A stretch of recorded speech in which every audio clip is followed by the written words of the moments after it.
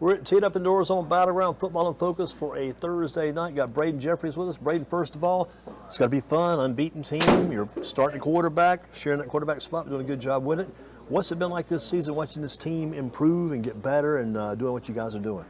Man, I want to give a shout out to Coach Hall for he made everybody believers. I don't think anybody thought we would be able to do this dual quarterback they thing. Pull it off. They thought by now somebody would take the role and go run with it. Right. And the other guy would be kind of lost in the shuffle, but you guys are even. You really what you got to do, I think about earlier, we were talking to Jeffries, you got to put your numbers together and look at the full body, what you guys are doing together. It's unreal. Right, I've done that a couple of times this year, and it's crazy how much either one of us will have. It's like every game, one of you is going to go like 14 to 16 for like 200 yards, and the percentage is always like 85 or 88%, which is beautiful. Yes, sir. It's great playing with Jeffries, man. I think we have some chemistry going, and when we switch, you don't know, you can't adjust to it because it's just so fast. And plays happen so fast. We got turbo offense. It's got to be keeping other teams off balance too. Right. Yeah, I've seen a different guy take over. What number do you wear? I'm number 8. Number 8. Yes, sir. And he was again number 3, right? 3 and 8. Man, that'll get you mixed up sometimes. You start seeing those numbers flip around on you. What about these receivers you got? I mean, is there a primary target on that group of receivers? Are they all about the same? There can't be a primary target. Most of the time they're all open, and it's hard to keep them all happy, but none of them are selfish. And that's the weird thing is, look at their numbers. You're keeping them happy because the numbers are almost even and balanced so good. I mean, you couldn't say anything about what's going on so far with you guys. I mean, it's not the numbers we saw last year because you haven't got Atmore throwing out his individual numbers. You haven't got some of the receivers doing what they were, but combined, it's better than it was last year. Yes, sir. What's Coach Hall saying to you guys to keep getting you better? What's he say? You guys need to do this to get even better now. He says just keep doing your role. If you do your role, I think it'll all come together every week. And as long as it comes out every week, then we can make it all the way. And every week it gets a little bit tougher. Southern Guilford should be fairly good competition. Eastern Guilford should be even better. Right. To get to the playoffs. Man, that week is going to be crazy, that week off for the playoffs. Because the Western got the Storm, got a week to sit there. We put it out here a couple weeks ago, myself and Bryant Roche. We wanted to see Dudley versus Grimsley that week. We couldn't get that game scheduled. It wouldn't work out. That would have been a whale of a game. Yes, I would have loved to play them, man. It was supposed to be an A&T as well. That would have been huge. Yeah, that would have been good for the city. I don't know if you guys remember, back in the day when Smith and Dudley would play at A&T and it was fairly balanced, you'd have 20,000 high school football fans there. You couldn't get in the place. It was crazy. Now, you played recreation ball for who?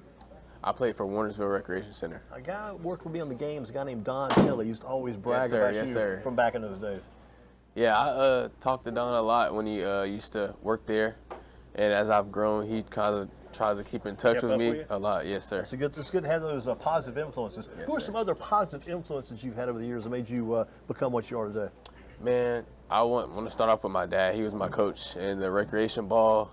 He kind of grew me up. Middle school, I'll give it to Mr. Schilling. He was a great coach for me. Who was he coaching? He was at Allen J. Preparatory. That's where I went in middle school. I remember Allen J. Prep All-Stars, right? Yes, sir. Not many team nicknames had the nickname. We're the All-Stars. Yes, sir. I love that. It's Allen J. Prep, Coach Schilling. What was his first name? I don't know if you know. There was a Schilling that always kept us on the website for years. The Schilling name kind of rings a bell, but Coach Schilling good. And then you have some others? I'll go Andrew Atmore. I used to I wanted to be like him. I mean, it's crazy to say. The weird thing is, I would call that, I want to be his understudy, but that is a good thing. Studying under him is very good stuff. Right. He taught me a lot, man. I don't think he doesn't know how much he taught me throughout his year or 2 years because he got there my freshman year. He's probably forgot about it by now. Every week last year when we broadcast almost every Dudley playoff game last year. We won the road with you guys. After every game, I'd say, get him up here. We bring him up to the press box and do that post-game interview in the press box. That more is just a regular routine. We didn't get to do it after the Crest game because you guys had to leave out, but I pulled him in here this show that week. But Atmore, I love following what that kid did. He was great. Yeah. Weird thing, we were doing the GreensboroSports.com Player of the Year Awards, and Atmore kind of got left out for the Player of the Year in the conference. You remember that last year? Yes, he got left off that. Anyway, I was up at Wendy's one day grabbing lunch. Atmore's dad, his car had a flat tire. Really? His dad was out by the car looking on the tire. I didn't know who he was. Never met his dad personally, but I also had to say, something came up about it. I said, yeah, that's my son. I said, you need to start getting people votes for him for player. He said, don't want to mess with it because he got left out. I said, but we did. He probably wouldn't have got that Player of the Year if I had not met his dad that day at Wendy's changing that tire. That's crazy. Wild stories. Now, if you could coach Coach Davis, where would you put him on the field as a player? Where would you put him? What position? It's crazy. I've seen Coach Davis throw a football, and he actually throws it pretty well. I think he could play quarterback, but you mean like right now at his size now and everything? Yeah, put him in the game right now, yeah. I think he would be a solid D lineman. D lineman, okay. lineman, yeah. I heard back in the day he was a defensive back. Yes, sir. I didn't believe that. Yeah, back at A&T, I think it's a defensive Yes, back sir. back in the day. And his son, let's see, give me his nickname. Stephen Davis. Davis. Deuce. There you go, because of the two Deuce. Yep. Deuce is probably playing at A&T now too, isn't he? Yes, sir. He did back. great against Hampton, even though it was a tough loss. But I think he played really well. The guy that played good for A&T last game of the season, if you saw or heard about it, Austin Hooker had a great game Yep, last year. yep. I wish they would have kept him in town. I wanted Austin to be Yeah, that I quarterback. was wondering why he transferred. I wanted him to be the quarterback at A&T, Austin Hooker. I would have loved to see that happen. Best player ever come out of Dudley? I think Quez said it. I'm going to go Hendon as well. Hendon Hooker. I'm trying to remember who I put in there.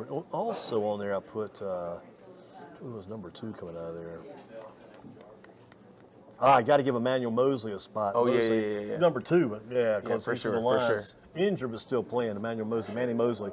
Because he was a quarterback back in his Yeah. day. They've had some good ones, man. Dudley has had some. Your pregame meal, what do you eat pregame?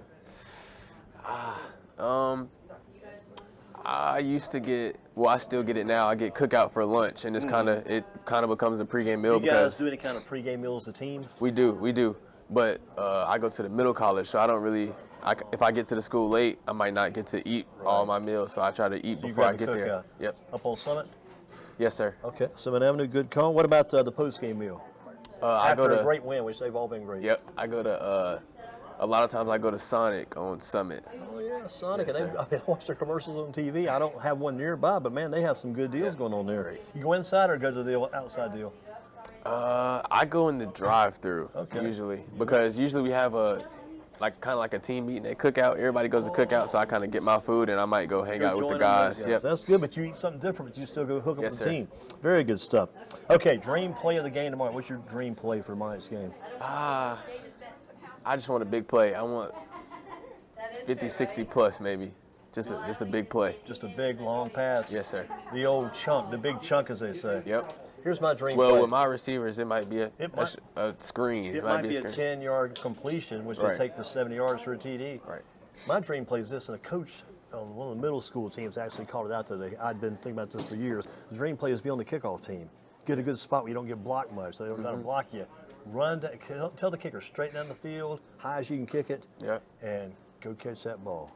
The return man's not thinking about a fair catch. You don't even know you're coming, and Yep. catch the ball before it gets to Catch it him. before you. Yep. That'd be a possibility. I don't know if it can be done or not. I'd love to see that try to happen like that.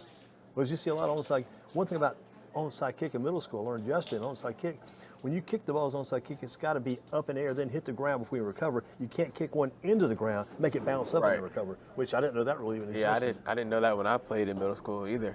Here's another rule they've got, which is crazy. Kids run down the field. Defenders come at him. Kid jumps, leaps over him, hurdles him. Right. Illegal. They throw a flag. Yeah, they told before this season, I had a coach tell me you had to keep your legs together in order to hurdle somebody, or it'll be a flag. It's like a hop, skip, and a jump, like the triple jump. Brayden, Jeffries, great job. We could talk more. You've done excellent work. Keep up the good work. Yes, sir. And again, the thing about it is you proved the people wrong. People thought you were going to say, well, I got to have that starting spot. But together, Right. you guys are stronger Yep. than individually. Yep. It's been a good thing. Yes, sir. Keep up the good work. Congratulations on what you've done so far, and keep it moving. Thank you.